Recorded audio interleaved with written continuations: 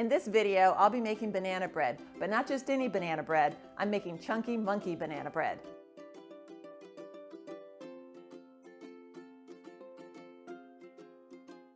Hi guys, welcome back to my channel, where I take recipe favorites and make vegan versions of them that taste just like, if not better than the original. Well, if you're like me, you've got a fruit basket on your countertop that's got bananas in it that are way overripe. You keep telling yourself you're going to make banana bread, but you just don't seem to get around to it. While I was out shopping this morning, I was tempted to buy my all-time favorite ice cream, Ben & Jerry's Chunky Monkey.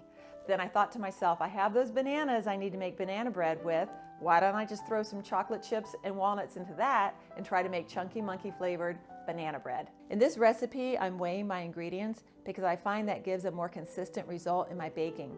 But I'll also give the volumetric measurements in the description box below. To make this banana bread, here's what you'll need. 250 grams of all-purpose flour, 1 teaspoon of baking soda, 2 teaspoons baking powder, a half a teaspoon of salt, 125 grams of packed dark brown sugar, 125 grams of granulated sugar, 90 grams of plant-based yogurt, a half a stick of room temperature plant-based butter, 1 teaspoon of vanilla, 2 teaspoons of apple cider vinegar, the equivalent of 2 large eggs. I'm using flax gel as an egg substitute. 100 grams of the gel equals 2 large eggs. You can use whatever egg substitute you normally do, but I found that this flax gel egg substitute is the best I've tried. I'll link the instructions on how to make them in the description box below. 100 grams of vegan chocolate chips and 100 grams of chopped walnuts. And of course, your overripe bananas. I'm using 3 bananas here. This recipe goes pretty quickly, so you'll want to start by preheating your oven to 350 degrees. Spray a loaf pan with cooking spray and line it with parchment paper. The parchment paper will help lift the loaf out of the pan and keep it from sticking to the bottom. In a large bowl, whisk together your flour, baking soda, baking powder, and salt. Add your chocolate chips and walnuts to the flour mixture. I find that adding your mix-ins to the flour helps coat them and helps keep them suspended in your batter so that they don't sink to the bottom.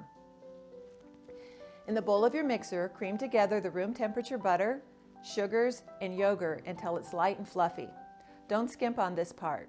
The more you beat this, the more air gets whipped into the batter, which will help it rise.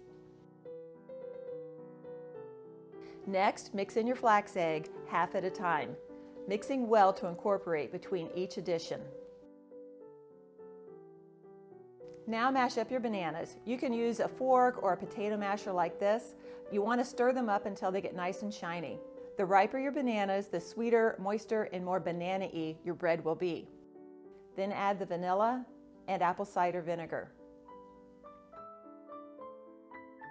Now add the dry ingredients. I like to fold mine in by hand because when you add flour to liquid ingredients, the gluten begins to form.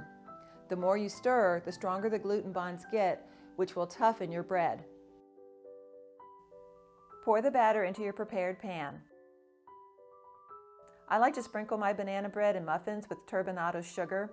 I find it's a quick and easy way to create a sweet and crunchy topping. Bake for about an hour or until a cake tester comes out clean. Well guys, the banana bread is in the oven and my house smells absolutely amazing. While it's in the oven though, I thought I'd take a minute to take some of those banana peels and feed them to my elkhorn fern. I have this gigantic fern in my backyard that I've had for about 22 years. I started it as just a little sprig when I first moved into this house, and it has grown to this ginormous fern. It turns out that they love banana peels, so I give mine a banana peel every now and again, and I thought I'd share that with you in case you have an elkhorn or a staghorn fern at home. They love banana peels. So if you happen to have one, leave me a comment below. I'd love to hear about it. Cool the bread in its pan for about 15 minutes, then remove it to a wire rack to cool completely. Oh my gosh, guys, this banana bread is so good. It's moist and tender, and the chocolate chips and walnuts really make it special. So what are you waiting for? Get those overripe bananas out of your fruit basket and into some batter. Try this Chunky Monkey recipe. You won't be sorry. If you enjoyed this video, please give it a like and consider subscribing to my channel. And don't forget to hit the notification bell so you'll be notified the next time I post a video. Thanks for watching, and I'll see you next time.